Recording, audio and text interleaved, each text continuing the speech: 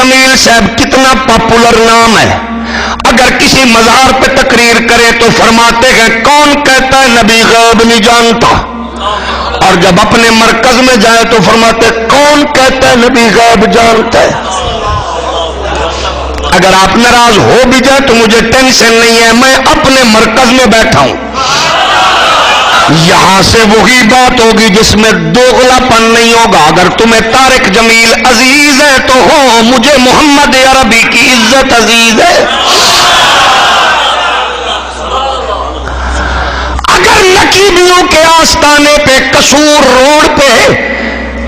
اگر تقریر فرمائے مولانا طارق جمیل صاحب تو ارشاد فرماتے گئے اللہ کے ولی، اللہ کے نمائندے گئے، اس کی عطا سے، اس کی طاقت سے اللہ کے بندوں کی مدد کرتے ہیں، اور اگر لاہور کے اگلے اسٹیشن کے مرکز پہ جائیں تو کہتے ہیں گندے قطرے سے پیدا ہونے والا کسی کو کیا دے سکتا ہے۔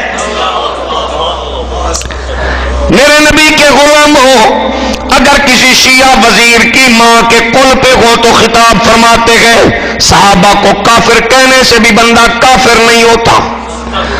اور اگر اگلے مرکز میں جائیں تو پھر اور مزاج ہوتا ہے۔ میں تو یہ عرض کرتا ہوں یہ دوغلا پن نہ رکھو، ہر ایک کو خوش کرنے والی بات نہ کرو۔ میرے نبی کائنات کے پیارے غلاموں، مجھے شدت سے احساس ہے کہ آپ کو وہ پیارا لگتا ہے، لیکن میں کیا کروں، مجھے کملی والا پیارا لگتا ہے۔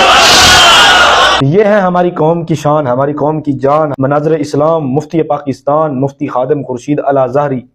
جو کہ غیرت مند ہیں، انہی پر ہمیں فخر ہے، جو غیرت مند عالم دین ہو۔ باقی جو کوئی مرضی ہو، ہمیں کسی سے کوئی غرض نہیں ہے، نہ ہی ہمیں ان پر فخر ہے، ہمیں فخر ہے تو اس غیرت مند اور ایسے غیرت مند عالم دین پر۔